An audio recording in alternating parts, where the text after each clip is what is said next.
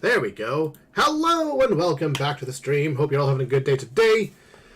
Today we are having some fun with having fun. What am I talking about? This is always fun. We're back with the Highlander campaign. It's been a while. I'm rusty, alright. Yes, we are back. So over the last couple of weeks, I was obviously on holiday. It is what it is. Couldn't really do anything about it. It was fun, but I couldn't stream it. So, yeah. I thought my thing's giving me a weird issue. Let me just check if there's audio here.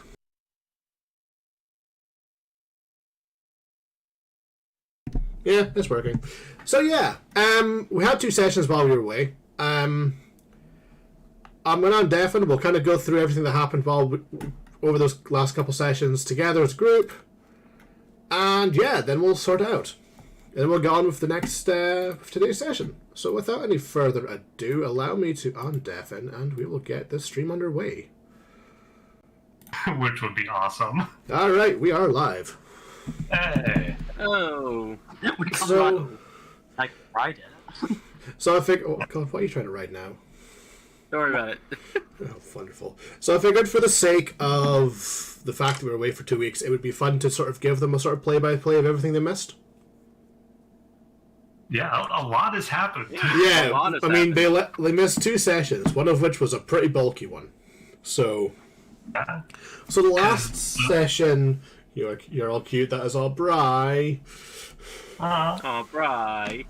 So, last time we streamed it was the stream before the ambush. Yeah.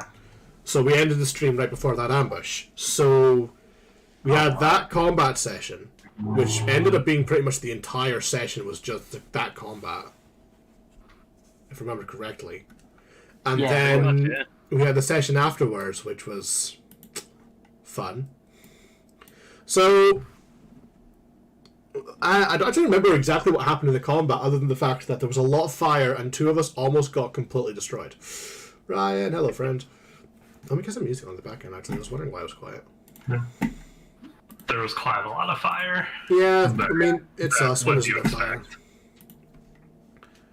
Let me get this opened. Yeah, it was just like we were trying to leave, and the Jag and Toff family were, trying to make us not able to leave. Yeah. Well, that was the most recent one. But the ambush fight Oh yeah. was Like the one pretty with the- solid. I think Kessev killed nearly every single person. More or less. Like, Yep. pretty much. Okay, Pretzel isn't working. We're just going to have to go with some funky DMCA free music off of Spotify. Let's go for this folder. I haven't played this one in a while. 4 kills. Oh, I forget I have that spell scroll. You do have that, yes. Did I put that in my inventory? So yeah, so we had a massive fight with like this like demented satyr who was actually insane. That's what this like she was properly demented. There was something seriously wrong with her. There was like 5 or 6 like sort of like cannon fodder style fighters. Then you had this elf, I think it was, in this funky armor. Yeah, that was a Dragonborn, actually. A Dragonborn, my mistake. And then there was this giant that was like really like he was so sweet. But Kessev killed pretty much all of them. I think I killed the satyr and that was about it. Yeah, I've already sorted my plays, but maybe Yeah. And And then, then there were a bunch of little, like, thug guys that you pretty Yeah. much demolished, except for the one that you guys let go, as a Which- warning. yes. And then hang on a second, let me just okay.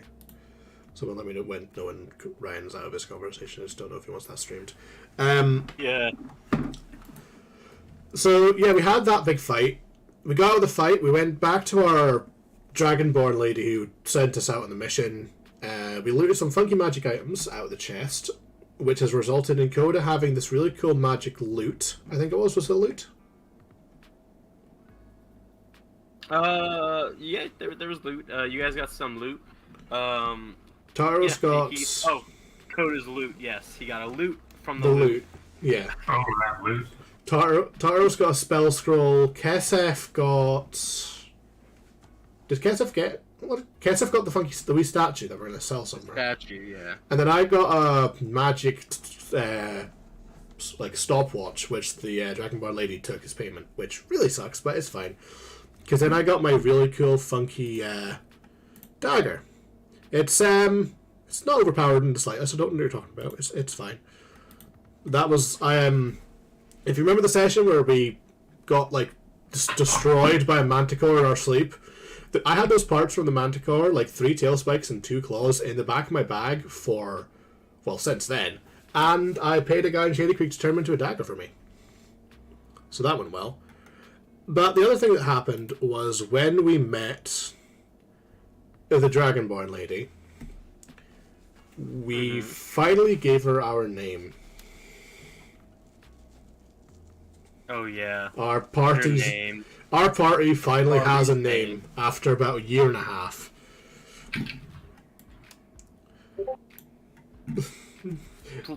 Please tell them the name. Oh no, I insist. Yeah, I guess I'm the DM for the degenerates. That's right. Our party are the degenerates. Truly, the most fitting name you'll ever see. Indeed. And then after that, we go to our beds, and I wake up with a sword in my gut. I say, speaking of being demolished while we sleep. I know. The empty keg really have to work on their hospitality. That is not the wake-up alarm I was expecting. Cue a massive bout of fighting as we wake up. And then another round of fighting as we're fleeing the town. And as of now, we have just gotten out of Shadycreek Run. And at the end of the session, we all leveled up. So we're all level 9 now. Yeah. I think Ryan says he's good.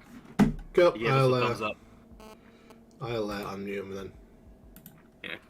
Go. You there? All right. Yeah, sorry, I was having... Oh, we can't hear you. We can't hear you, Ryan. Oh, I just muted him on my side. I think he muted himself or something. I can't hear him. Is it just me? Might be just because I've not muted myself. His mouth's moving. I can see his video. Hang on, let me try server mute and I was unserver mute. Oh, never mind. That works too. Yeah, he had his video on. I saw him talking, but I couldn't hear anything. You there, Coda? Ryan? I Friend? could hear him, but it was a little choppy. Rida? Hiya. There you go. Oh, there he is. Okay, There we're he good. is. I got you. Okay, so, TLDR, we're the degenerates, and we're absolute assholes. Let's do this. Yeah. So, last session, exactly. Did I say you guys got through the gate? I just needed to catch exactly where I set you guys off. Yes. Yeah. I You believe guys so. got through the gate. You were let through by the guards there because they were already paid, and you guys are pretty much just bursting through the gate from the other side, full run, right?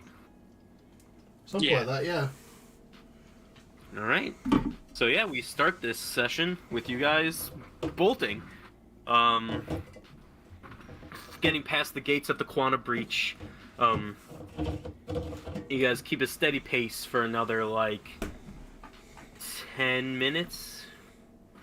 Yeah, something like that. And you still got some mountains, to the left and right of you, but you can see the opening, to the sort of open plains ahead of you. And, as you're sort of running for the entrance, coming from a bend in one of the mountains, you just see two bears coming around a corner. One a little smaller, recognizable. The other a much larger grizzly. Both running in your direction. We're gonna have to orphan it again. Oh, great. You watch as Cody makes a beeline for Kesef. Yep, sounds about And right. just tackles her. Meanwhile, this other larger bear just sort of stops in front of your group and just looks at you all. Hello there, bear. Can I help you? Coda's had We're just having like traumatic flashbacks right now. I'm like 90% sure this is someone that I probably know that is polymorphed into a bear or wild shaped or something. You watch as the bear trots forward directly in front of you, Hawthorne, and you watch as the shape changes and morphs into this very tall, taller than you, half-orc woman, very, like, super buff Yeah. half-orc woman.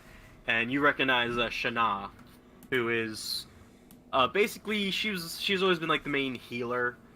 Also druidic magics that she has, she uses to heal those of the Grudge Gang in Shadycreek.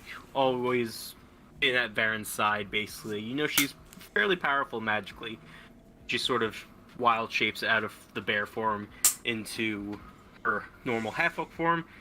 She sort of just smiles and says, Well, you've sure grown, Hawthorne. I could say it's the same to you. Good to see you. Good to see you. I wish we could chat a little bit, but I gotta go help Varen clean up your mess. Yeah, sorry. I'd say we left Shadycreek in a bit of a bad state, but let's be honest, it's no worse than it was to begin with. You ain't wrong. Take care of yourself, kid. And you watch as she just turns, jumps, wild shapes into a giant eagle, and flies off back towards Shadycreek. Show off. You hear like the screeching cry of an eagle. Somehow the eagle manages to like contort itself in midair and flip us off with his tail feather. With its like pilot wings or something like that. Somehow manages to flip us off. I want to say like that's probably like the first time Code has seen someone wild change. Where he just looks at that and goes, "I want to do that." Well, that's new. All right, but yeah. So you have your bear back. I sort of glance at the others and say, if I know the Jagantoth, they've almost definitely sent some people to follow us, and there's probably a couple that got past Varen. We should keep moving. Yeah, That's good. You guys keep moving.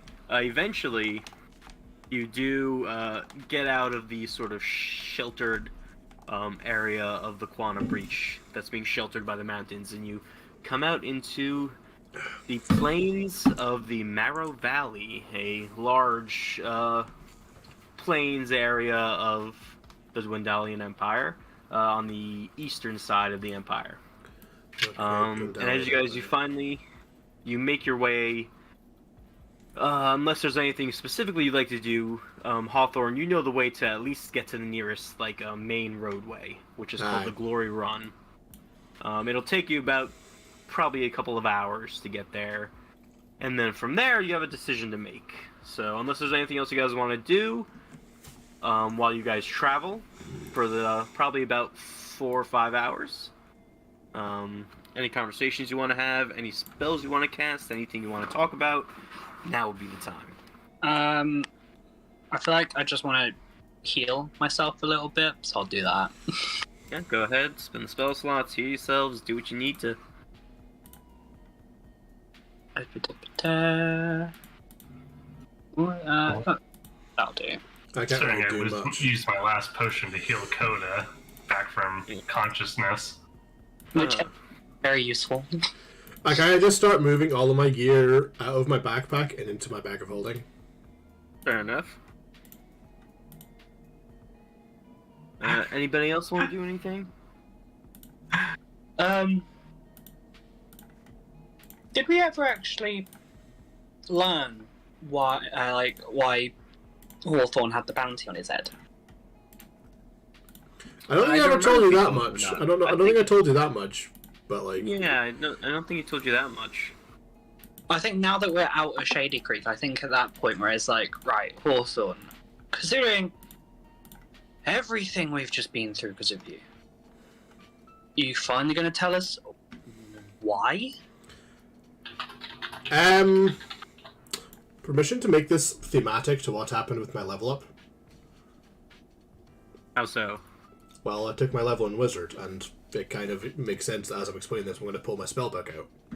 I mean, yeah, that's of course. So I kind of turned to the others as we're kind of like, making our way to the road, and I reach into my bag of holding and pull out the spell book, which has the two amulets the amulet hanging out of it that the guy was wearing.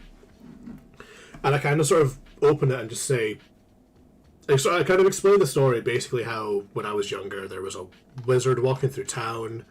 I murdered him, and, well, I didn't murder him, he walked into my dagger, different opinions, all that kind of stuff, he walked into my dagger, it was his own fault. I took a spell book, and that's kind of how I found my affinities for magic, and as I'm flicking through the spell book, the spells book kind of lights up in my hands, the pages almost start to glow. And I can feel it kind of attuned to me in a way. And I can see the spells that the wizard I killed had scribbled in it, and some of them start to glow for me as if I've unlocked them, so to speak. And I kind of flick through the rest of the pages, and there's not actually a lot in there. There's only like a couple pages, but the rest of it hasn't unlocked for me, so to speak, yet. But yeah, you all, I'm assuming you'll all be able to see the spellbook start to glow in my hands. And I kind of go, shit, am I a wizard now? What the fuck? You're a wizard, Hawthorne. God damn it! I knew someone would make that joke. Of course. I think these, it's weird to say considering how many people we've had to kill to get here, but I feel like Coda would be thrown off by Hawthorne just nonchalantly saying he murdered someone, not for survival, not in self-defense, just killed someone for killing someone. I kind of glance at him and say, I kind of noticed his reaction and say, listen, living in Shadycreek Run, there's a lot of things I'm not proud of. I've mostly cleaned up my act since leaving. Mostly. I haven't murdered anyone in cold blood since I left. Was there anyone before him? We don't need to talk about my past. If you say so. Let's just say he's the only one worth mentioning. If you say so. Alright, after that, unless anybody else wants to say anything, I think there's a bit of silence, maybe a little awkward as everyone thinks about, the circumstances that brought you here, heal your wounds, try and recover. And yeah, excuse me, after a few hours, oh sorry, I got a tickle in my throat, pardon me. After a few hours of traveling, you eventually come to the road known as Glory Run. And I mean, on the way down from the Quantum Breach from Shadycreek, it was much more of a path, but you can see it's a travel path. You would see cartwheels in the sort of dusty ground that you guys travel. But yeah, so but there's no official road up to the Quantum Breach, up to Shadycreek. But yeah, so you guys get to the Glory Run. As far as you can see now, it's fairly empty. Nothing you can see. Nothing either way, but you have two directions to go.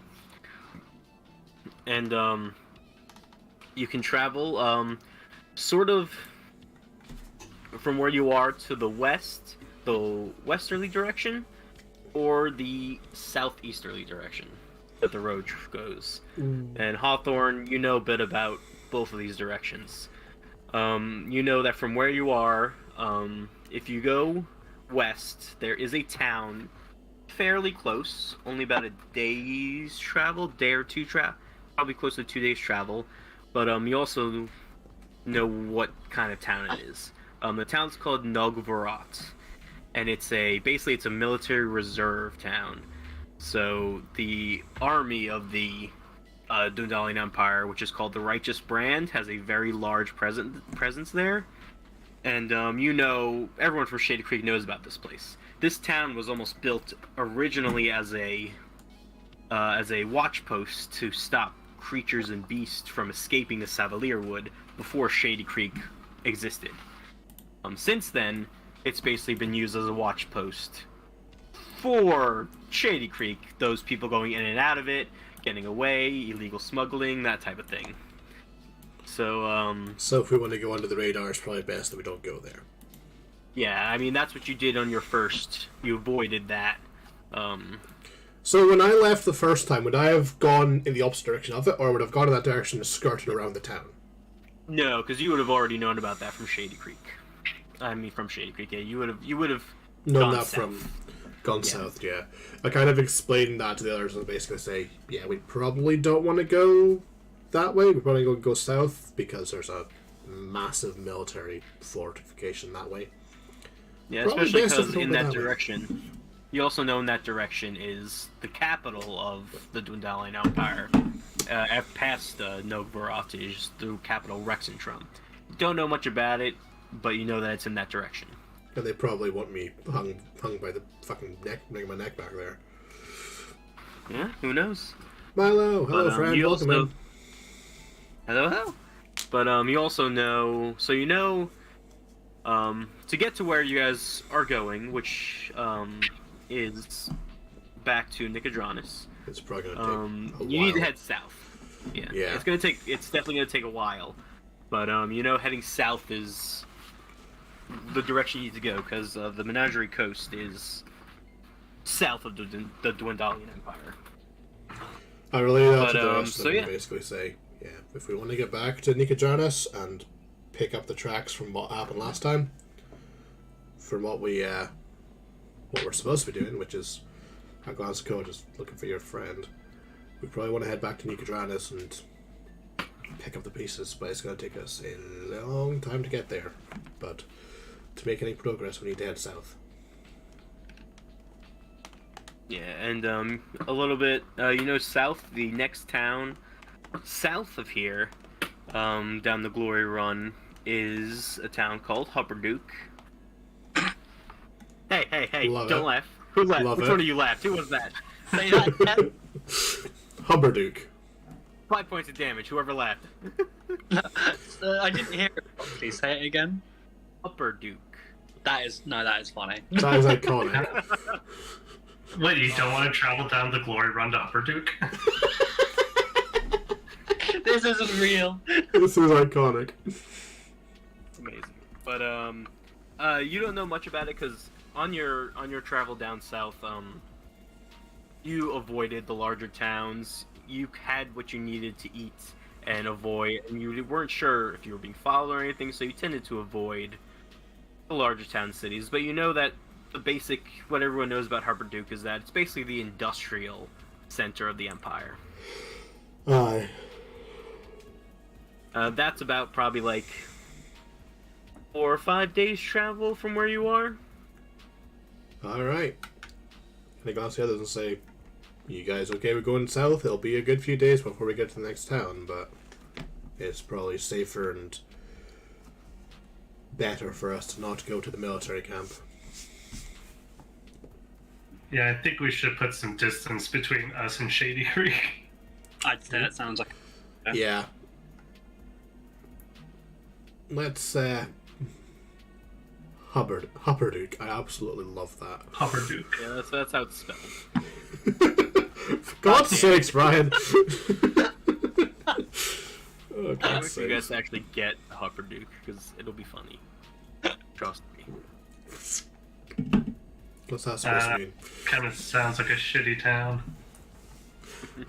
Anyway, Makes me think of Engelbert Humperdinck. That too. Jesus. But yeah. What do you guys think? I think we make moves for Hupperduke. Go south, young travelers. Alright. Onward to Hupperduke and glory. To Upper Duke. Hupperduke awaits. Alright.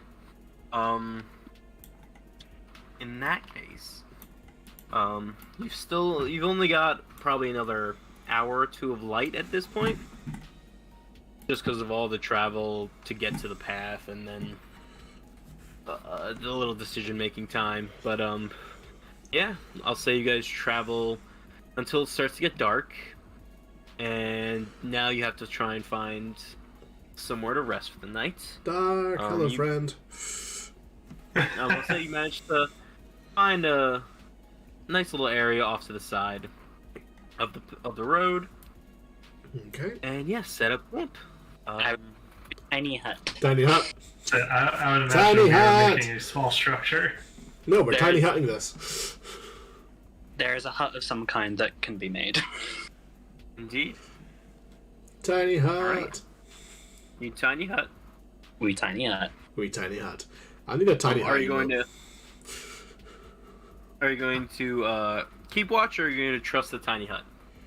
I trust in my magic. I trust in the tiny hut. Tiny huts never failed us before. Until Okie only when it does fail us will I then, Out of burn interest, there can you change the color of the outside of the tiny hut? You can, I believe, yes. Because if so, can you make it a color that blends in with the rest of the sort of like plains, so we've got some sort of camouflage? Or are we blocked from the road? So the dome is opaque from the outside of any color I choose. Probably make it a color that sort of blends with the road, like a sort of like. So neon pink. Yeah, definitely. No, probably like a sort of like. Are we assuming the grass is like a nice lush green, or is it sort of like? Oh, Sort of very like- much no. This is like dusty plains. I There's was- no really yeah, grass. I was gonna say. grassy. Yeah. So probably sort of like a sandy brown color, I'd say would make best Yeah. sense. Yeah, I'll definitely cast it. Beige. Yes, beige. The only downside is it is a giant beige bubble in a fairly flat area. It's, Yeah, it's not- fine. From a distance, it could be helpful. It's a We- big we- rock. There you go. Unless you guys want to try and like maybe It's go a not little just further a away from the road and try and find an area that like dips down. It'll be fine. All right. All right. Unless anyone else wants to go and find a spot off the road where he might not be spotted. Coda's arrogant when it comes to his tiny hut. And Right now, Coda, I'm just careless and need a nap. You know how happy that makes me to hear that. Wait, until what? I Don't worry tiny about hut, it'll always be. We're gonna die because of your tiny hut one of these days. Well, no. Why would? We're gonna wake up and we're gonna be surrounded by like 17 fucking dragons. I wouldn't go any other way. Fair. So tiny hut then? Tiny hut. I Okay. need to create an encounter real quick. Tiny hut. 17 20 bronze dragons. dragon. I said 17. Dragons. I said 17. Oh, that's I said 20. Let's make them ancient dragons too, not just adults. Yeah, okay, perfect. Brilliant. I think we'll be fine. Yeah. So you guys tiny hut. Yep. Yeah. Because you're so confident in your tiny hut, Coda, why don't you roll a d20 for me? Okay. Starting off with a 2. I don't like that laugh. Okay.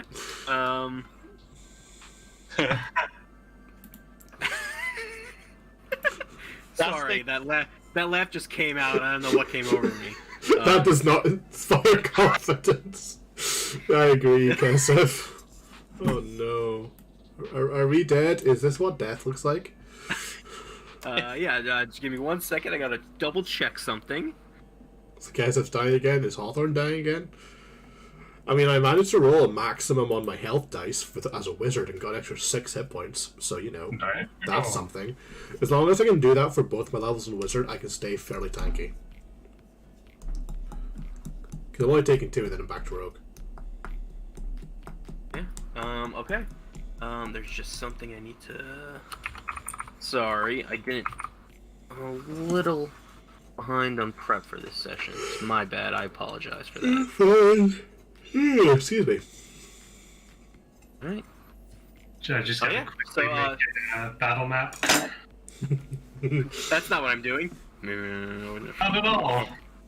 not at all. But Yeah, so I will say, you guys do get a long rest. Thank God.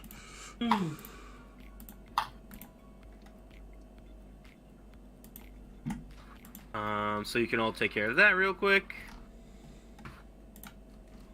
And yeah, you guys wake up the next day. As you all wake up and the tiny hut dissipates, I need you all to make perception checks. Oh yeah, I'm good at those now. 15. Haha, I rolled a 16. Y'all seen the funky new dice that D&D Beyond gave us? Haha, I got 26. Oh my God. Very nice, yeah. How do I see the dice?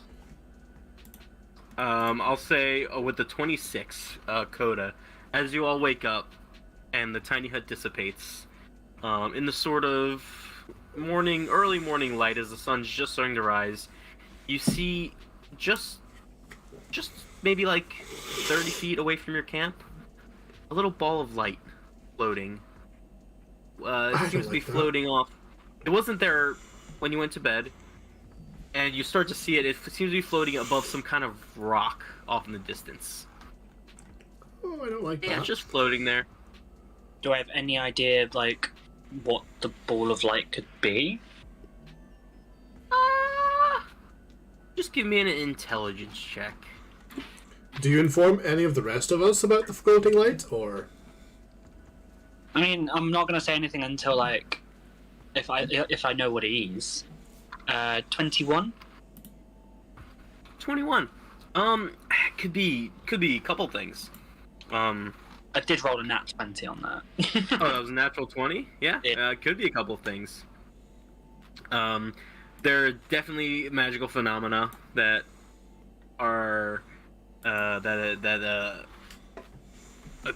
balls of lights can form from them. There's also as you sort of look at it investigate a little better between the natural 20 intelligence check and the 26 perception, you definitely see that the sort of rock it's hovering above, after getting a better look at that looks like a skull.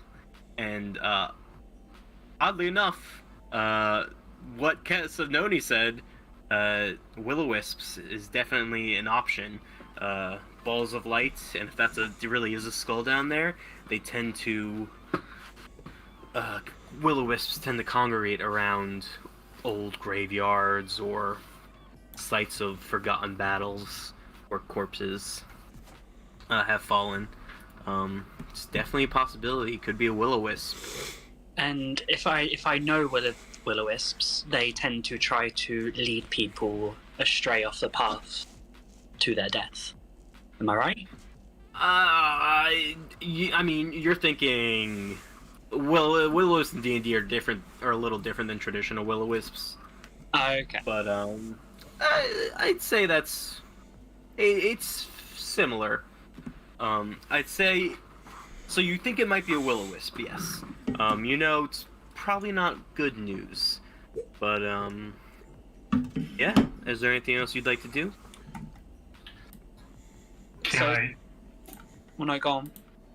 I was like, can I challenge it with my own dancing lights? Yeah. If you want to conjure your dancing lights, do you send it over to the will-o-wisps? No, I'm just gonna make it hover around us. Okay. It's our own will-o-wisp potential thing. Yeah. So you conjure 4 dancing lights, right? I think I can merge them into one. Oh, or if you want to do the one big one, I wasn't sure. Also, yeah, 4 lights into one glowing, vaguely humanoid form, but I'll just make it a spherical. So just your 4 lights are sort of hovering around you as you all watch what the will-o-wisp does. You watch as it sort of seems to copy whatever you do with your lights. So if you move them one way, it follows. Move your light one the other way, it follows again. Are we taming a will-o-wisp? I'm imagining not, but this would be an excellent distraction if we want to get past it. Is it in the direction that we would plan to be walking, or is it in a different way? It's like, so it's also parallel. It's further along down the road. It's not on the road in the direction you're walking, but it's like slightly off to it, like you guys were, like off to the side of the road, but further in the direction you're traveling. Yes. So give me another round of perception checks, real quick. Oh, great. That's better. 24. 21. Okay. 28. Okay, hell. Jesus Christ. Damn. Okay. I'm seeing everything. And 19. Wow, we're. All right, we're damn. wide Okay. awake. We've got our eyes A trained few on it. seconds. A few moments as you guys are watching the Will-O-Wisp, and Tartaros is like dancing, the lights, his lights around. You notice that suddenly Tartaros isn't the only light. Tartaros' light isn't the only one around you guys. There's a few more now. Let's see, how many? 1, 2, 3. There's another 4 lights that have surrounded you now and are sort of just dancing along. Just dancing along now. Can I do an investigation of the area around us? Yeah, go ahead, give me an investigation check. Dirty 20. You sort of crouch down, move some of the dust, do a little bit of digging. Not too long, you find an old rusty dagger. You move a little bit away, you find some kind of humanoid bone.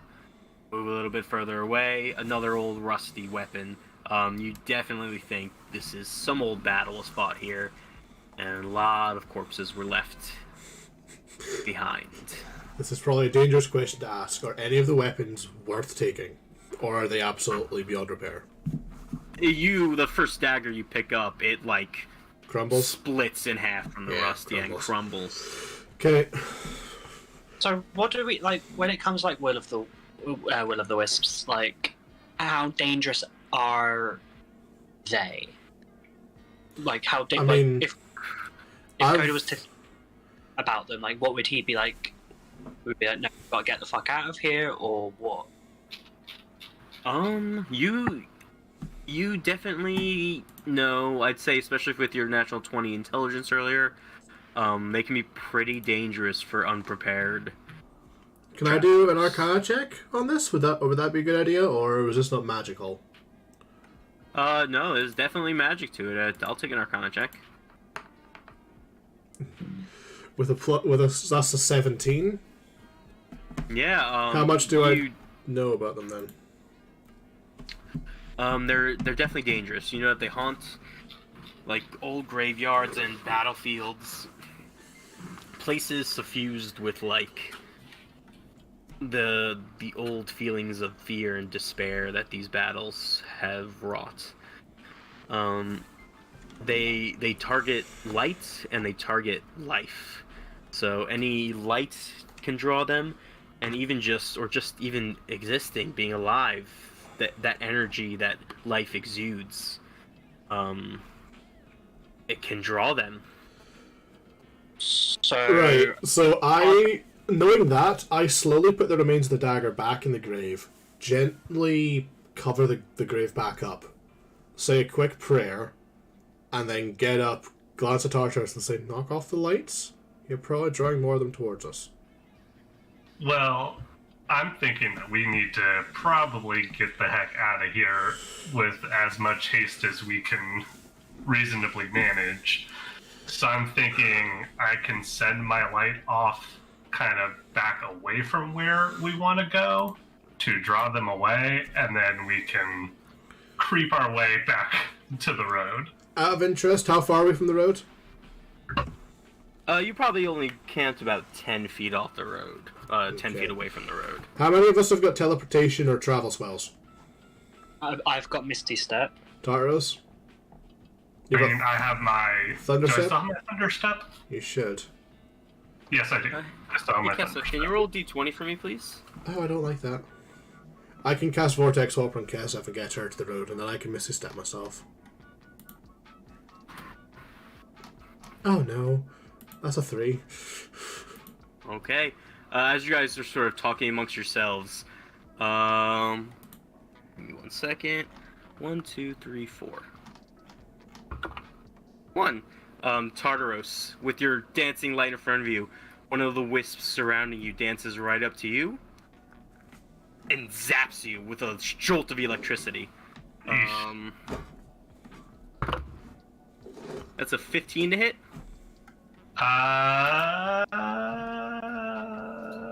I'll take it.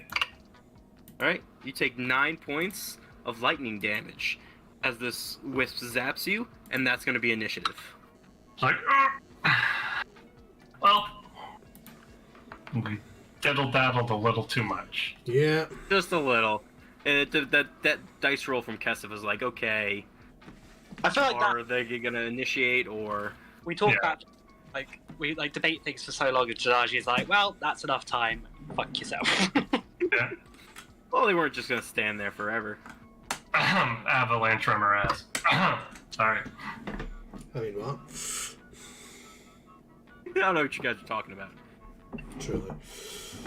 So that's a solid 13 for initiative. Love that. I mean, I got 5. Oh no! I'm steaming ahead on 14. Okay,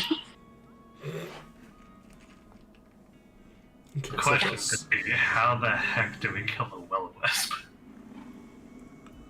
probably 14, you magic. said, Coda? 14. Alright. Give me a second.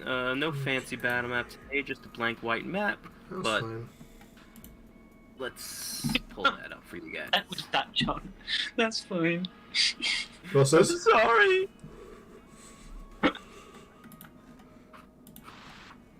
I'm using frogs as the will-o-wisps. Don't worry You about it. know, that's completely understandable. Perfect. So this guy over here was the initial one that you saw, and then these 4 are the others that showed up. Oh, And this is the one that just moved. God Was it damn kind it. Was it kind of like that Will of the Wisp was trying to like draw our attention whilst the other ones like snuck up on us? It was more like that first will-o-wisps was something that appeared, and then maybe the casting of a spell that sheds light drew a few more. That would do it. That would do That it. might do it, and then now that there's this juicy life around them, And now they're violent. yum yum. Alright. Okay, give me a in second that here. case- Oh yeah, no problem. I'm not gonna say that I'm thinking we can try meet Uniclus again, but Damn it. it's not off the table.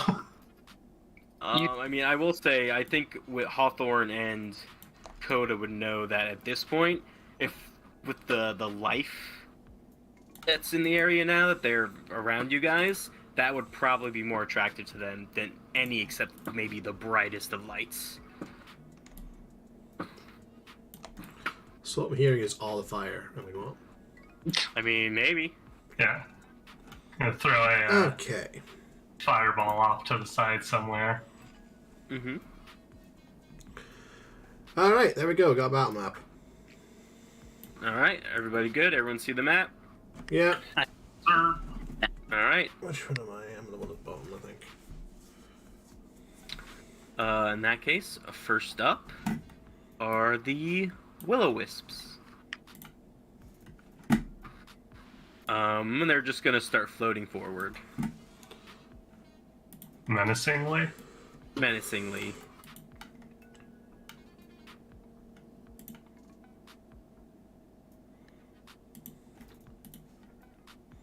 Alright, so that's gonna be, I'm gonna say... probably 3 against... No, 2 against Tartaros, 1 against everybody else. So against Tartaros, 2 attacks. That's only a 6 for first one, and an 18 for the second one. Will cast shield. Alright, what's that make your AC? 19? 19. Yeah, so they both miss against Hawthorne. That is a... math, 23 to hit. I'm gonna go ahead and silvery barbs that one. Okie dokie. That's a Dirty 20 to hit. Okay, well that's my reaction done. Yeah. Yeah, I'll just take that. Right, you take 7 points of lightning damage. That's fine. Coda. Coda, that is a dirty 20 to hit. Sure. Okay, you take 6 points of lightning damage. And I'll reaction, Hellish Rebuke that for the fun of it. Okay, what's the save on that again? Dex 16. That's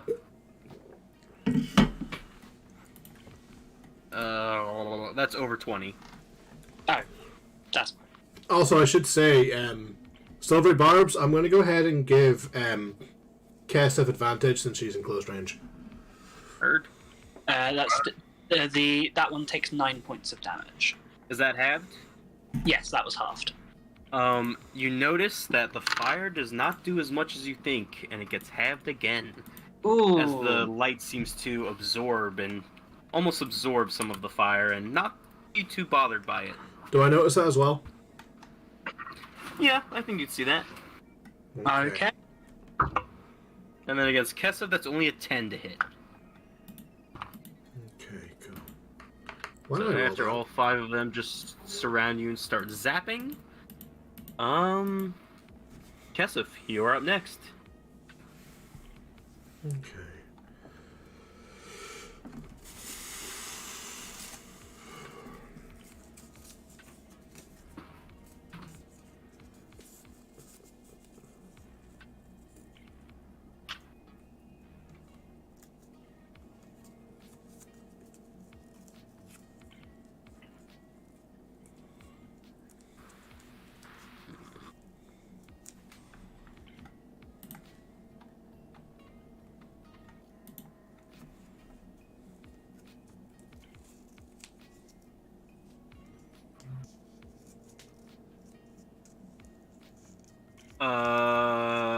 You can, but there will be at least 2 attacks of opportunity against you if you do.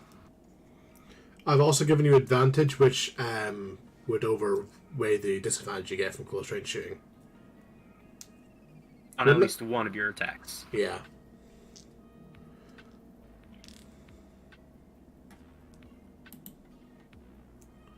Oh. You see the silvery that? barbs? I was just not looking at silvery barbs. I always thought they had to use the second roll, but no, they use the lower roll. Interesting. Yeah, it basically just gives them disadvantage. Yeah, smart.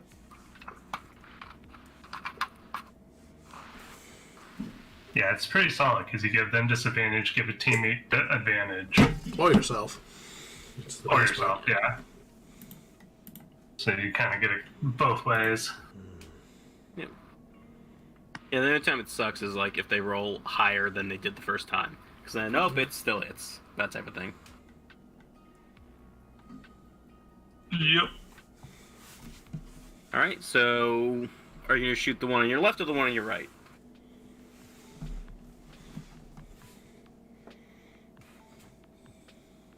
Gotcha. Alright, and are you going to mark that one? Cat, hello friend, welcome to the stream. Alright, so your first attack is just a straight roll. No disadvantage. Shit. Oh my god. 23 hits. The 100%. fact that that was only a 14 rolled. Bloody hell. Good lord. These roll damage. Gotta love higher level stat boosts. Yeah, all my spells are +9 as well. Indeed. I've got +7s and +8s across the board. And a +5.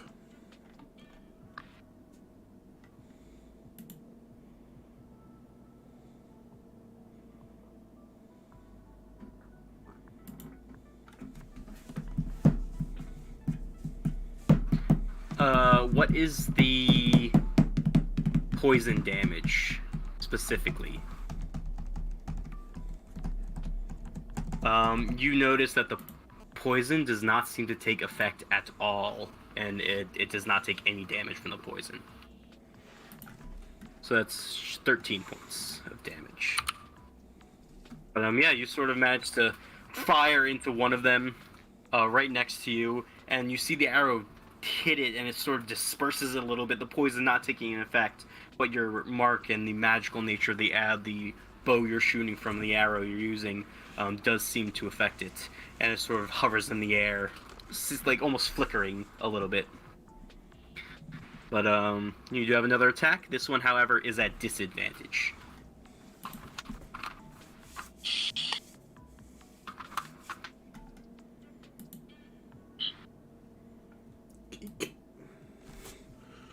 Unfortunately, you try and get another bead on it, but this time it just quickly darts out of the way of the arrow, sort of prepared for this second attack.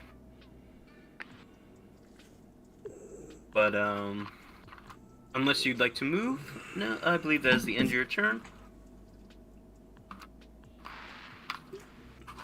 Alright, next up is Coda. Okay, so noticed so far that it's absorbed a bit of fire, poison's done nothing. Yes. Mm-hmm. It shoots lightning, so I'm going to assume a thunder spell isn't going to be a good idea either. So I'm going to cast. This will be on the one that attacks me. I will cast Distant Whispers at 3rd level. Cool. Alright, that'll be this guy. And that's a Wisdom 16. Sure.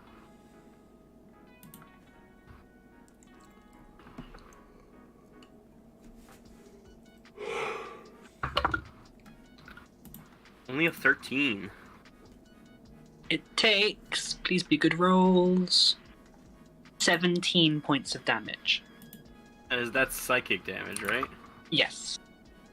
Very good, yeah. It appears that as you sort of turn to the one that shocked you, and sort of whisper towards it, using your music and your power to send this psychic energy at it, you see that internally it starts to flash and change color quickly and disperse a little bit, shivering and shaking. And yeah, it seems to dissipate a decent amount. How's it looking? I mean, It looks fairly damaged. Cool. Then I'll do a bonus action to give Bardic Inspiration to Hawthorne. Oh. Alright, how do you give him Bardic Inspiration?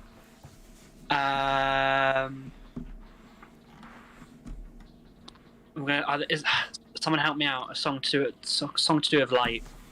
Oh, I was gonna say Big Willie style because they're will-o-wisps.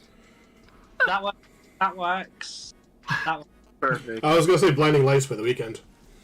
That's what. That too. No. Lights by Ellie Goulding. There you That's go. Amazing.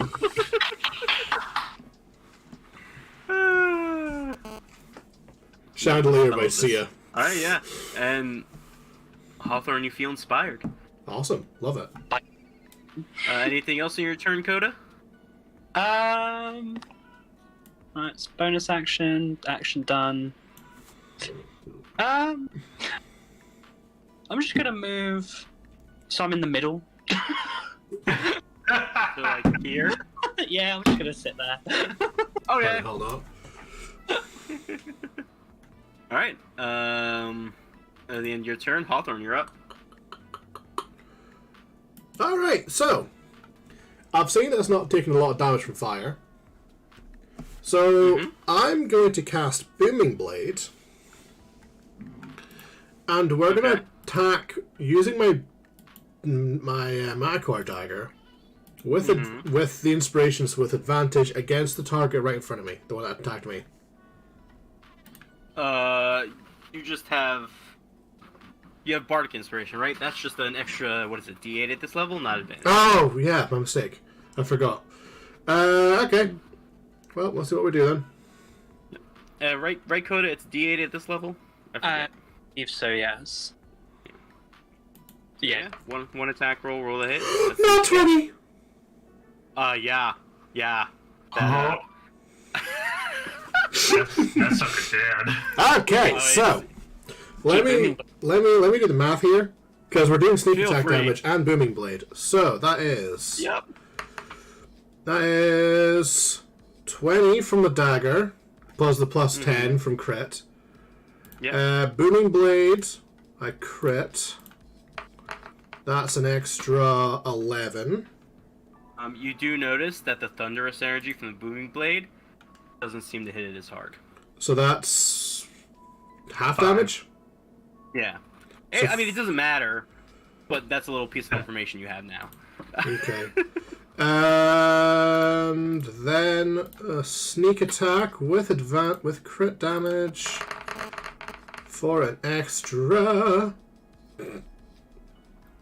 So that's 20 plus 11 plus that. 58 points of damage.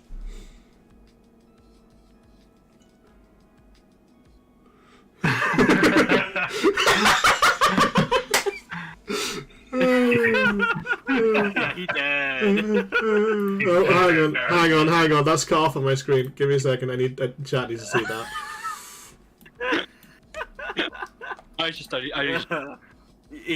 You just thrust your dagger forward into this little ball of light, and it literally just Pops. pops. It completely dissipates in one thrust. 58 points of damage. That's got to be a record for me. Yeah. I kind of glance. That's, I kind of glance around and say, by the way, the thunder damage didn't really seem to do much because it's thunder, not lightning. Does that matter? What was that? It's thunder damage, not lightning damage. Does that matter? Nope. Yep. The thunder damage still. Yeah, I kind of say that. I kind of glance around and go, oh, by the way, the thunder damage didn't seem to do much. Yeah. But yeah, that is a balloon pop. One down. But, one down. Anything else in your turn, my dear critting friend? What else can I do right now? So that's my attack. That was my action. You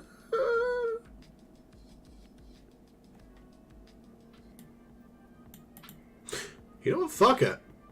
2 of them fighting. Why the hell not? I've not done that in a while. So what do I need for that? 2 of them fighting. Light melee weapon you're holding in one hand. Okay, yeah. I'm gonna draw my +1 dagger and go for an attack on the guy behind me. Yeah. Go ahead.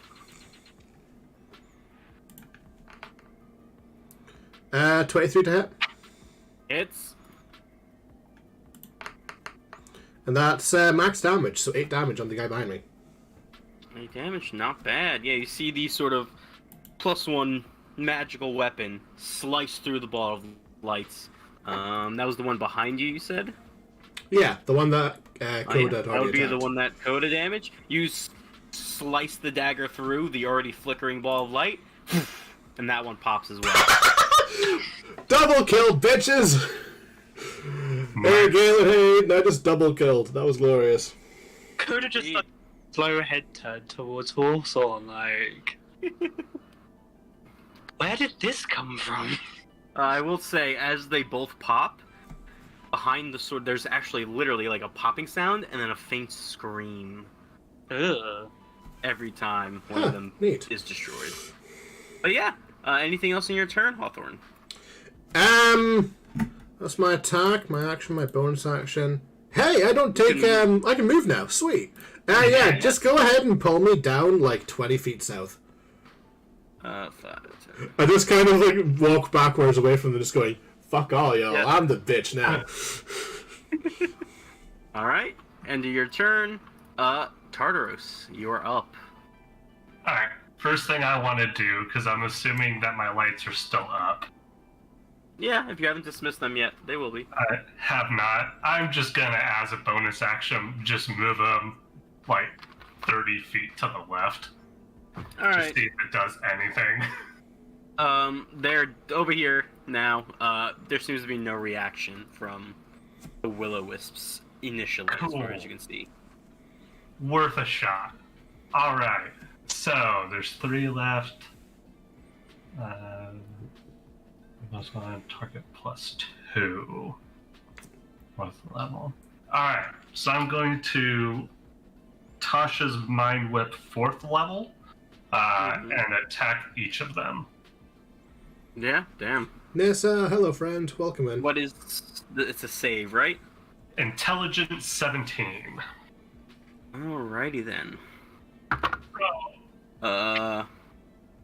Just go around in the circle. The first one rolled a 17 exactly. This one, natural 1. And that one, a dirty 20. Damn. So these 2 succeeded, this one failed very much. Cool.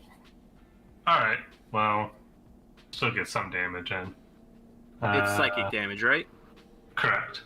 Cool. So it takes up switch. Cool. Alright. Oh, that was not great.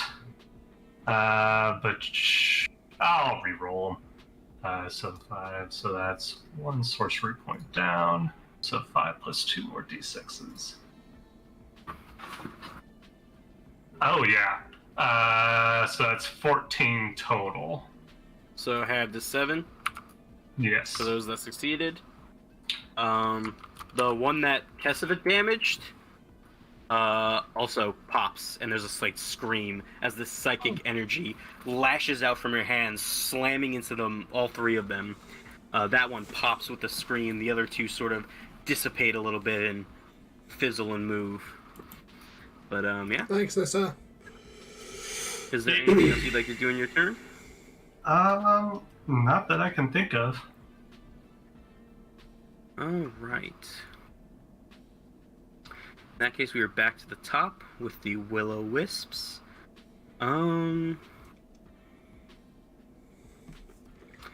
Yeah, I think they're angry. What makes you say that? You watch as these 2 Will-O-Wisps vanish from sight, Well, that's not good. and both of them reappear next to Hawthorne. Yeah, because that's a brilliant idea, isn't it? Yeah. On the plus side, all they're- 3 of you guys are not far enough away range that, spells and shit don't work. Yeah, They're not and the smartest. Kesset will be able to Tell you knock that them much. out. They're just angry. But, yeah, so 2 attacks And against I'm Hawthorne. assuming, Let's see I'm it. assuming they magically disappeared, right? So no Yeah, opportunity so attack. no opportunity attacks. They Cool. popped Just making sure. out of existence. All right. That... A 23 to hit? That hits, yeah, I'll take that one. Alright. Oh, yeah. And that one's only... that's not bad. 17 to hit. I'm going to shield for that one. Alright, so second one Hey, misses, first one hits. Shield! Cast And you take shield. 9 points of lightning damage. Okay, 9 points you said. Yes. Not too bad, not too bad. Alright, alright. And that's the 2 surviving wisps' turn. Kesef, you're up. Finish that.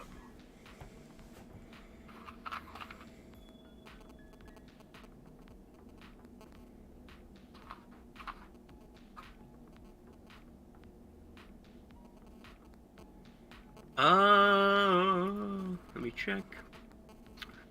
I'd say they're both pretty damaged. I'd say this one, this guy is a little less so. You can see they're both flickering a decent amount.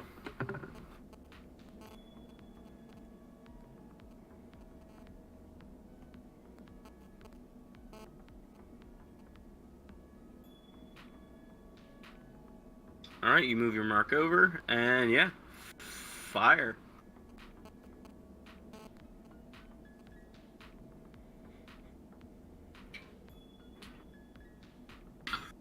Jesus.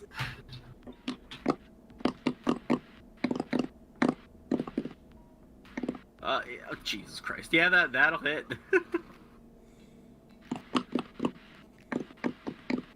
Getting some pretty good rolls tonight. Yeah, Yeah, so definitely, Jesus. Except my 2, which I think caused these will-o-wisps in the first place. Yeah. I guess there's 3 that caused them to attack. Yeah, unfortunately, but yeah, you burning through this. Yeah, you don't have to roll the poison damage. But, yeah, 12 points of damage. You see that one, your magical arrow slices through it, and you see its light is very dim. It's barely holding on, but it is still there.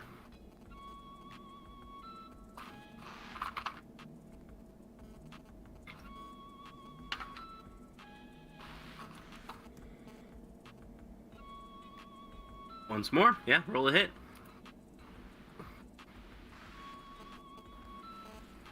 Oh my god, yeah, that hits. Jesus, you guys are rolling amazingly. The fact that none of those were 20s, not 20s for her. Jesus Christ. Yeah. Alright. But, yeah, I think you kill it no matter what. Yeah, 9 points of damage. The second arrow slices through, aimed true, and this wisp also pops with a scream. Almost like right in Hawthorne's ear. I kind of shudder and go, that was somewhat unsettling. But, alright, Kessler, you still have movement, if you'd like to move anywhere. Or you can end your turn there. Alright. In that case, next up is Coda. Part of me really wants to do something overboard, but it'll be stupid. It's not worth it.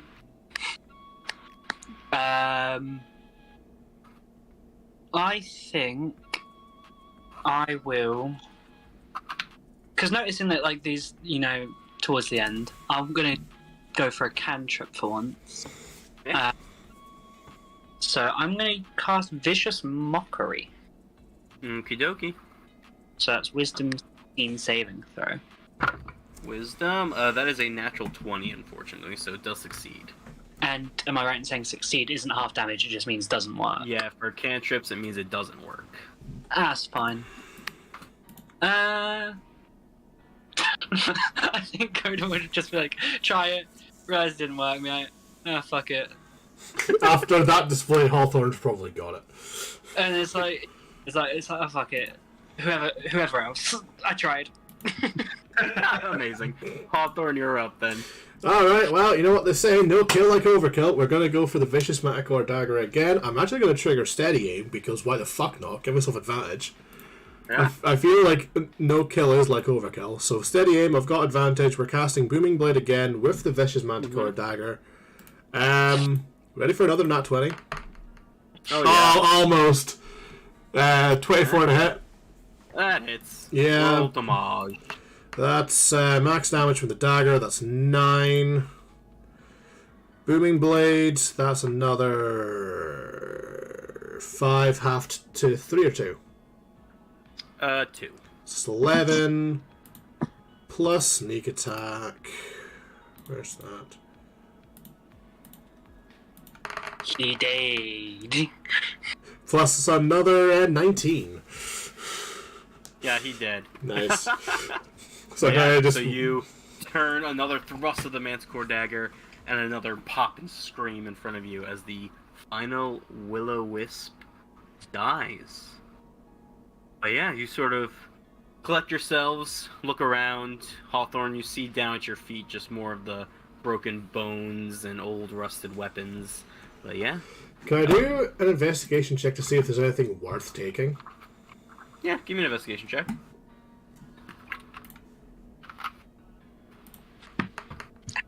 No, that's not going to work at 12. Nah, just more of the old rusted weapons and bones and stuff like that. As you scavenge through, 8 more will-o-wisps show up. Don't even. Don't As you even. scavenge through 200 what? Oh, wait. I think You want to run that one by me one more time, Chief? A sea of lights rises from the ground and engulfs you all. You all immediately take 500 lightning damage. That's the end of the campaign. I'm going to bed. that's looking like the fucking firework. Yeah, right.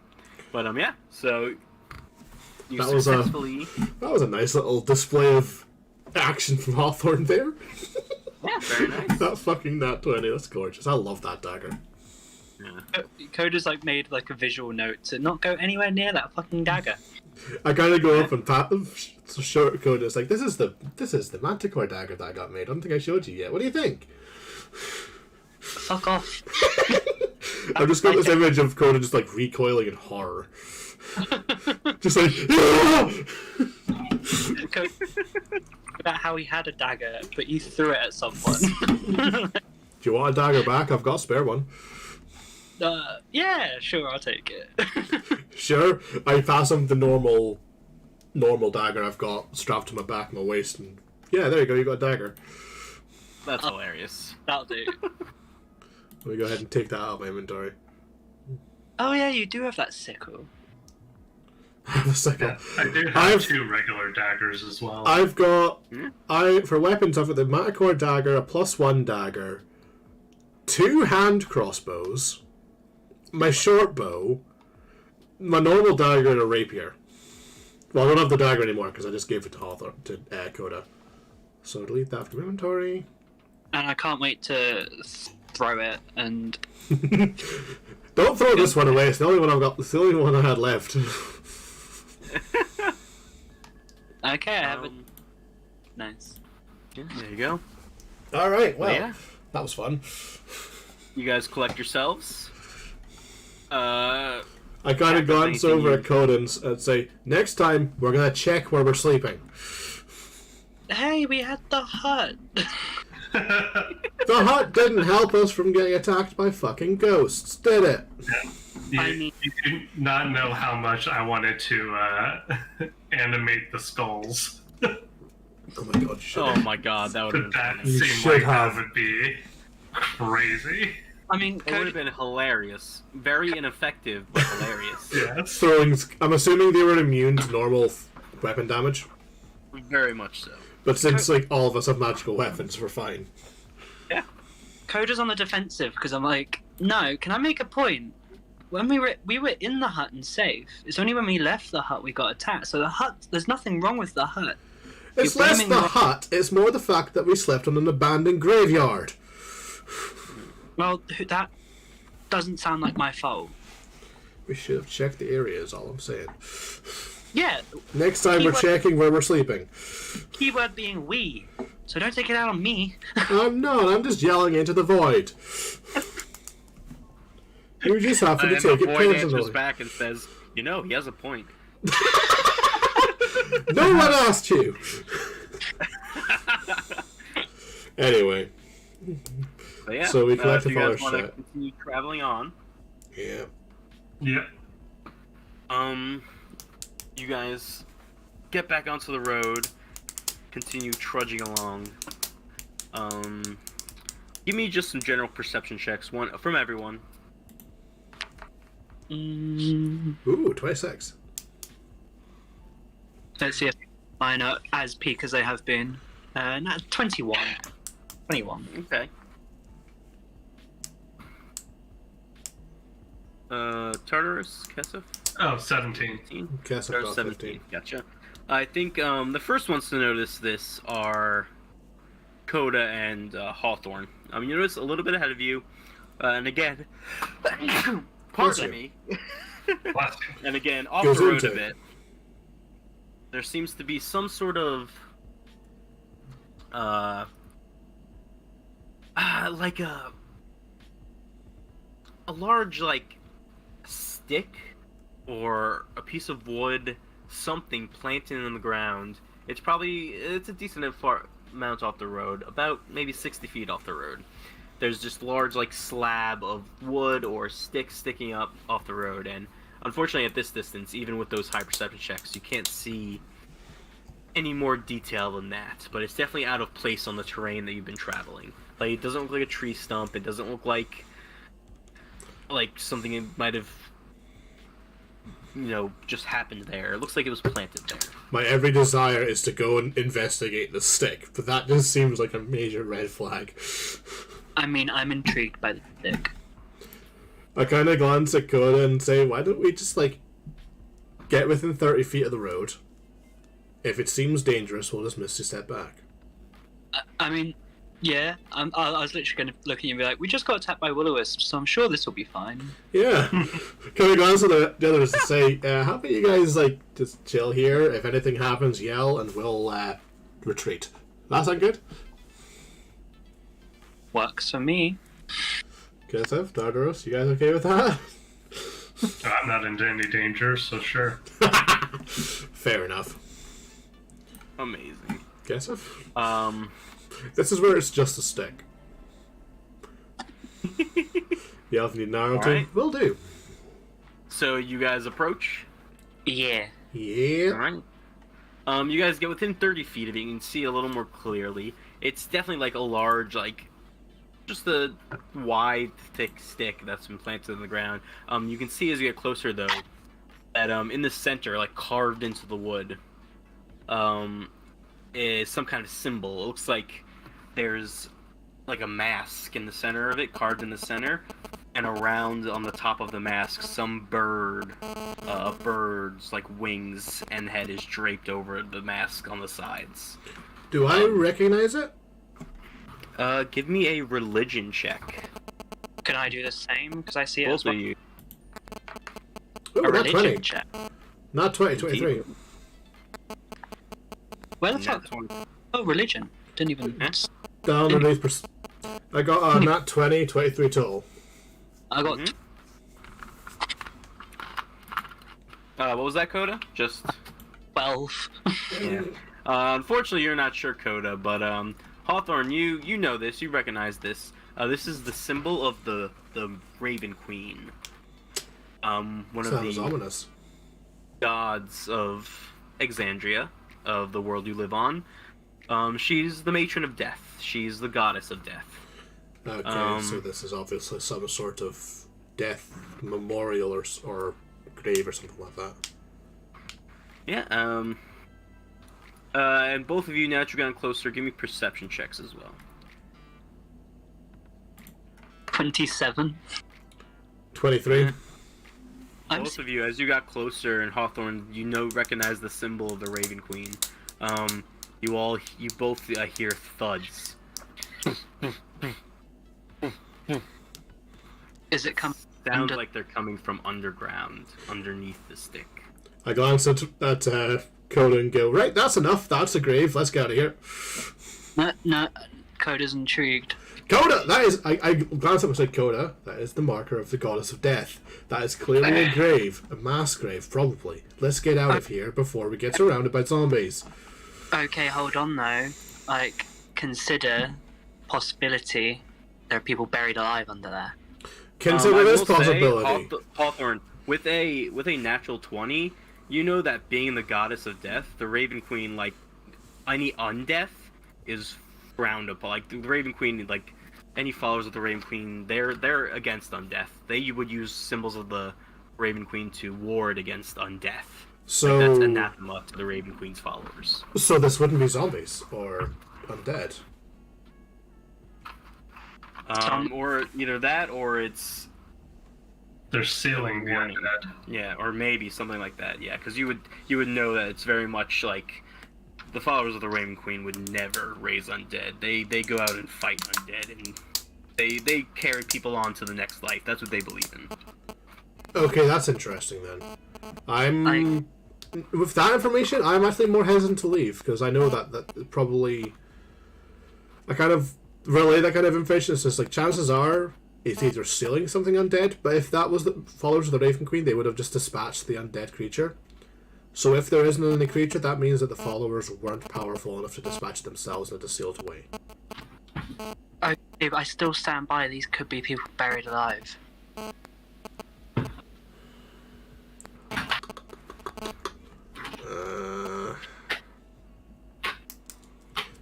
What can we do? Yeah, Well- what's the play here? Well, that's the thing, like, we can bring the other two over because it's like I they're just say- like I say having them further away is a good idea because if it ends up being something hostile, the pair of us can misty step away. It would be difficult for them to get out of here without Yeah, but more time being taken. can still mean like they can get a bit closer, so we can get their thought on this. All right. How about we step back a little bit and let them come to us a wee bit? I just want to they can still come here. 30 feet is a decent amount of distance to go. True. All right, then I guess we kind of wave over Kesef and Tartarus and kind of explain their situation. Yeah, Hawthorne, you guys approach, still 30 feet away from this seeming marker, and Hawthorne explains everything that they know that I just told you guys. Please continue discussing what you would like to do. I want to know what's under there, because I'm still like on the idea that this could be someone that needs help. It might not be, and if it isn't, we'll deal with it. But I don't want to abandon someone that could be alive down there. Right. I have an interesting idea. Oh? So, because... oh, never mind. I've got an idea as well. Because I have limited telepathy, but it's any creature I can see within 30 feet of me. Oh. And I can't see anything that's buried underground. Be quick, what's your plan, Hawthorne? Someone walks forward. It can't be me for this to work. They go and have an investigation. If something pops out of the ground, I cast Vortex Warp on them and bring them back immediately. Okay, I'll do it. Cool. As Coda moves forward, I prepare a cast of Vortex Warp. Yeah. Well, yeah. Awesome. Coda, you approach, as you get closer, that banging from below comes louder and louder, and as you get closer to the marker, you can tell it's directly beneath the marker. Can I hear anything besides the banging, like any voice or anything like that? Nope, just the banging. Oh, it sounds like my housemates. God's sakes, man. Well, based on...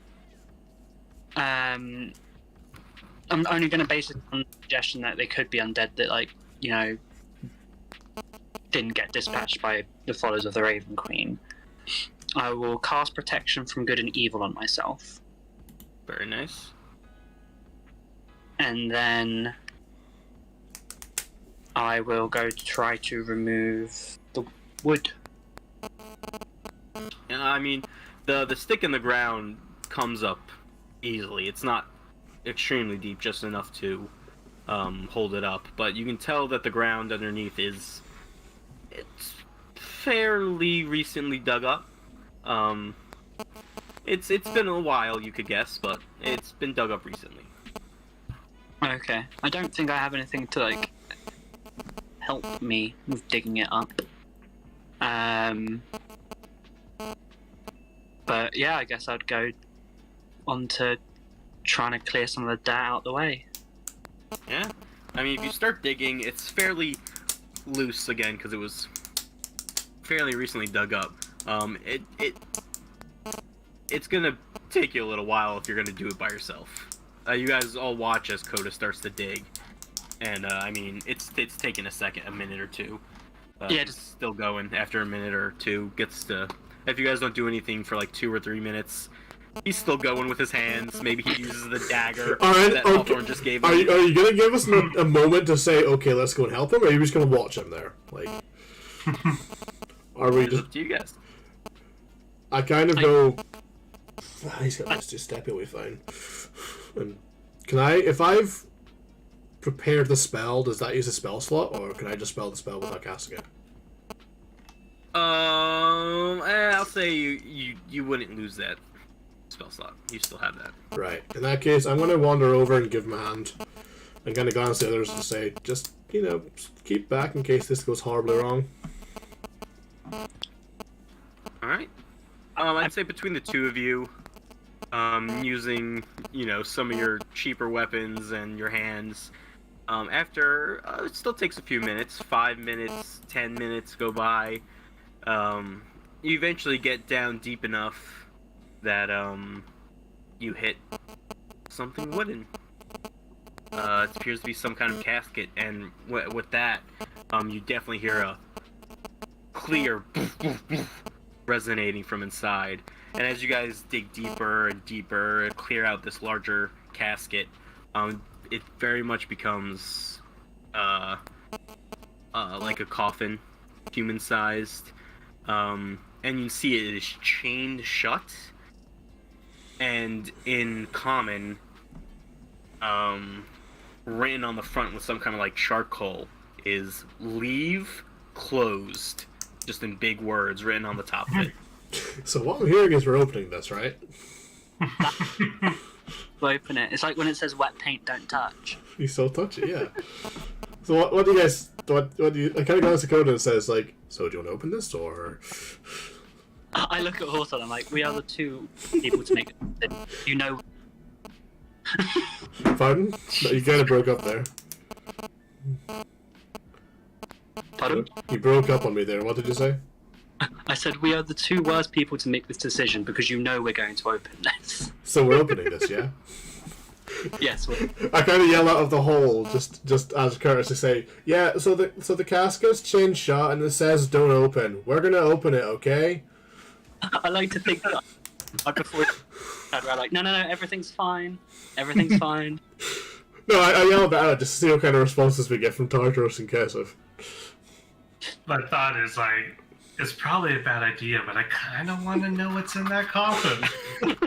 Guess if what do you say? Amazing. Hold on. This is the perfect to resend. Where is it? Oh god, what is it?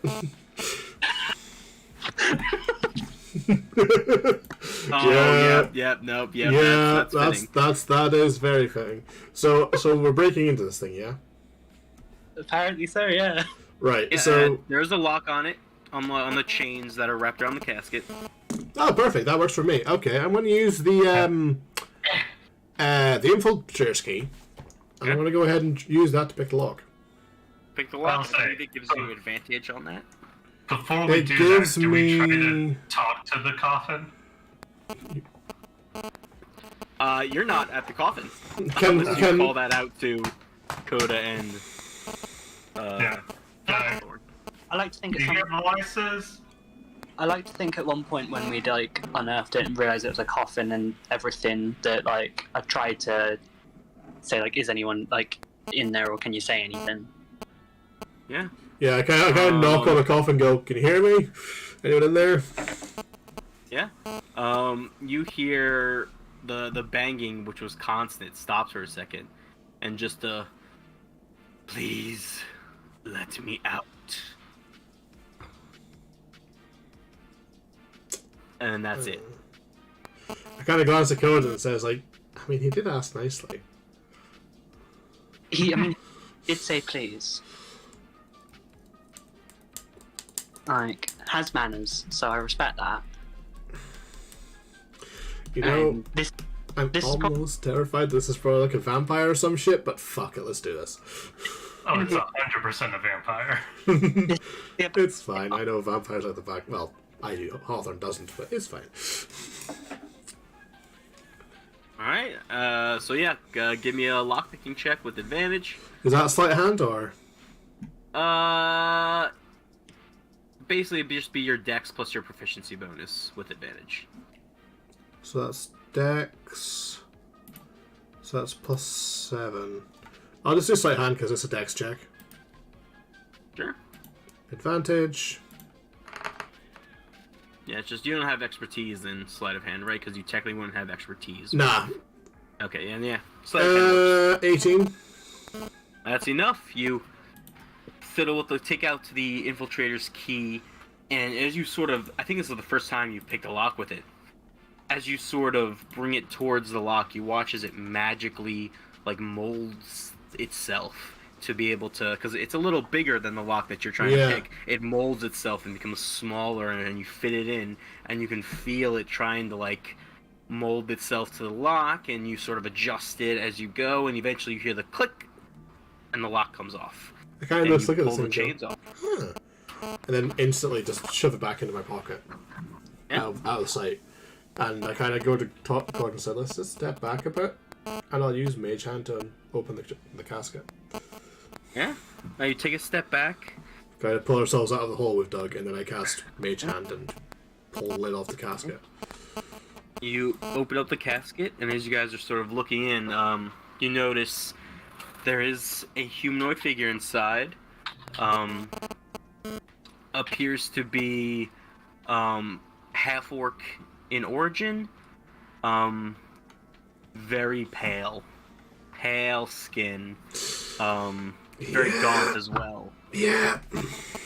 Wearing, not full plate, but definitely like a plate chest piece, like a plate chest piece, a large greatsword over its chest, as he sort of pulls itself up out of the hole, dragging the greatsword behind it.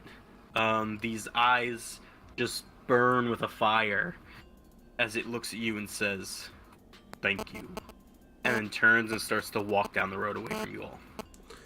I feel like we should like talk to him. Yeah. I'm like, he's like, hey, buddy, like, you've been under the ground for who knows how long. Do you need like food or a drink or some garlic bread?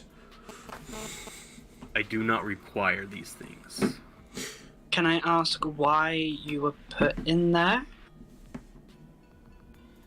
Like, who are you? Stop me from reaching my target.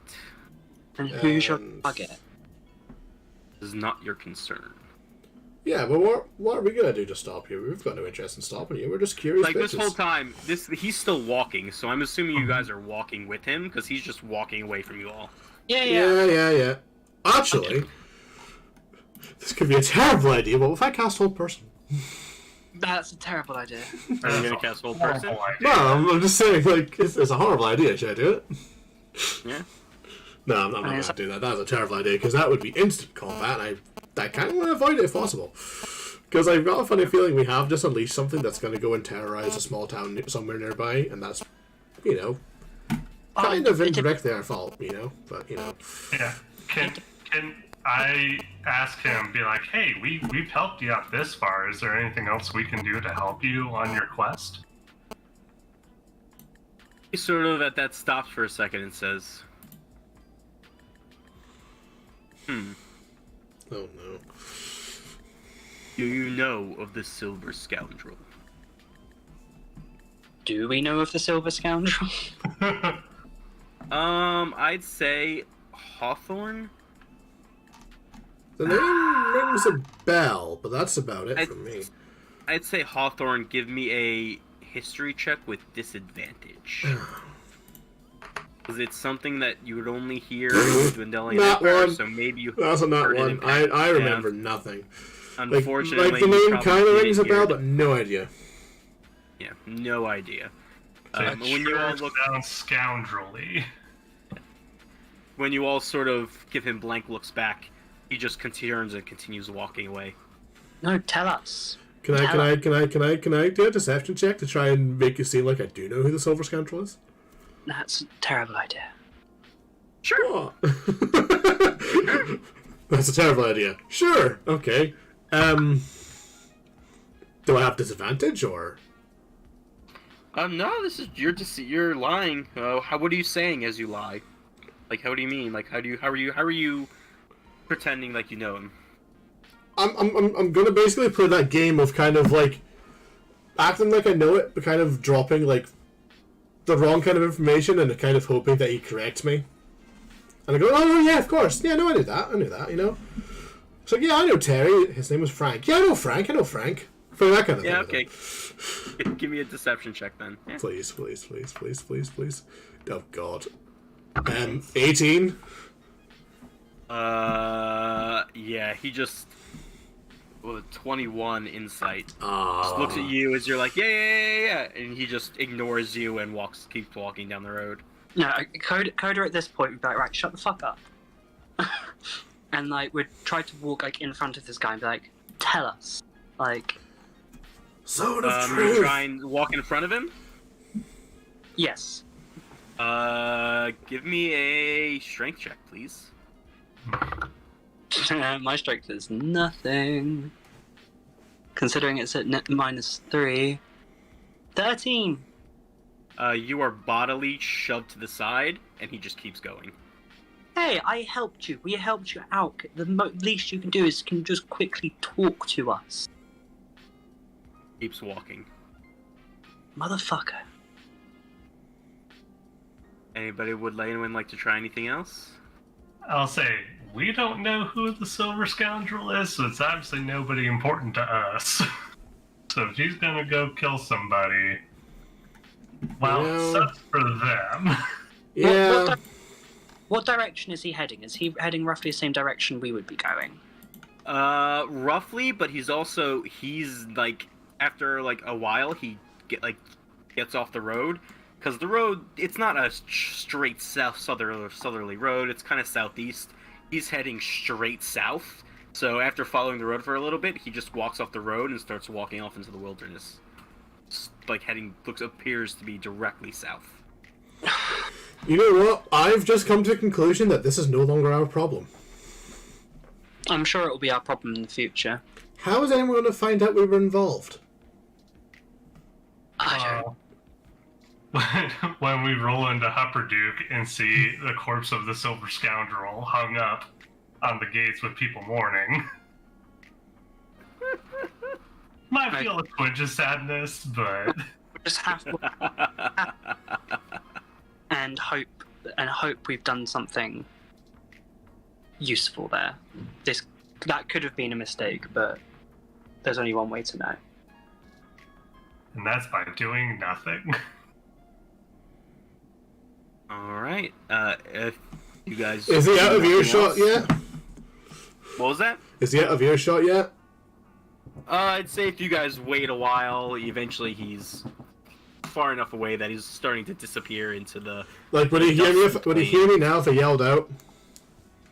Maybe. Yeah, if you were loud yelled... yelled... I kind of take a deep breath and go, "Hey, buddy, we let you out of that thing. The least you can do is pay us for it." Oh, for fuck's sake. What? No I'm always up to response. well, fuck you too. And yeah, if you guys let him, walks off into the distance until he's out of sight. I'm sure nothing bad will happen after that. No, I'm sure not. But yeah, you guys sort of confused, concerned, maybe some of you have just thrown the whole thing aside and forgotten about it already. But after a few minutes, you collect yourselves again and continue on. Travel for the rest of the day until the darkness passes by fine. Eventually, comes time to find another spot for the night.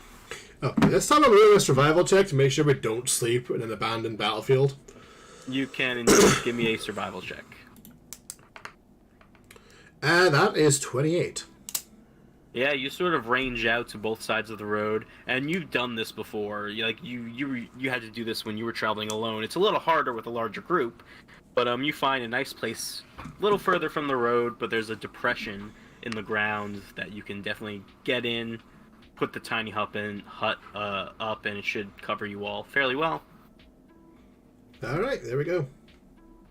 Yeah, you guys gather into this depression in the ground. I assume you use the tiny hut. Yeah, and Coda's like making more of a scene of it this time. Amazing. He got insulted on the hut last time, and he's almost tempted, because he can choose who's in and who's not in it. He's almost tempted to leave Hawthorne out of it, and you can brave the night if he's going to insult my hut like that. That'd So be hilarious. you give Hawthorne a warning. I mean, like, you give one more bad word about my hut, and you can sleep rough for all I care. I kind of glance at him, kind of look out at the rough, dusty plains, and look at the tiny hut and just go, "I'm sorry." That's what I thought. I'm gonna literally say something that is like it's gonna sound like I talk to my students. Like, the hut is a privilege, not a right. Amazing. I decide to bite my tongue on a rare occurrence. Technically, you're still sleeping on the rough, dusty plains. The hut doesn't create ground or anything, but at least it's a nice climate-controlled little hut. Exactly. It's not like And it protects you. Yeah, it's not like dust blowing across us or anything. We're not like waking up covered in sand and misery. Exactly. But yeah. Alright. So you guys settle down for the night. And one thing I forgot, and Ryan, you reminded me. That strength reduction after that last long rest, it actually goes away. You feel some of the strength return to you that you lost earlier. So does it? You were. Or is it all goes away. So you'll have the strength you started with. Can't remember how I changed that in the first place. I assume that also works for Kessev then, because I think Kessev's got reduced as well. If she did, yes. I forget if she did. If you click on strength, you've got other modifier and override score. You might have used one of those. Okay, Yeah. I had it down that I was restrained for some reason. Interesting. Strength. I'm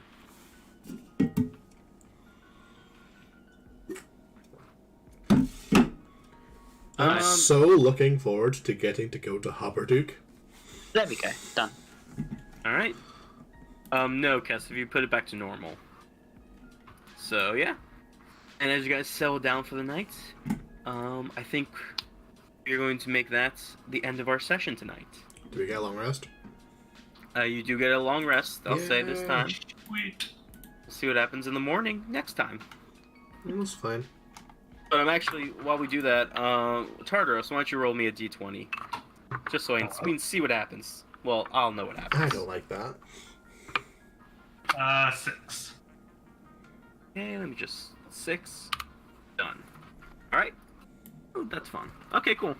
Don't like that. But yeah, that's the end of our session tonight. I hope you guys all had fun. Twas real fun. We might have just released a serial murder. That's okay. Yeah, I was interested how you guys are going to do that. I'd say maybe somewhere down the road he'll remember us and not kill us. Maybe. Or we'll know nothing about it ever again. Indeed. Alright. Well, that was fun. I had great fun. I've missed streaming this as well. I always have fun doing it. Yeah, definitely. Anyways, hope you all had fun watching. I'm just going to wrap up now. I can't be bothered doing the whole deafening and stuff thing, so we're just going to go do this in the bat. Hope you all had fun watching us absolutely decimate some spirits. Honestly. Oh, truly. I absolutely cleaned up shop. So yeah. Fun session. Interesting. Hope you all had fun. Hope you all had a good night, and I will see you guys next time. Peace out. Bye, chat. Bye, chat.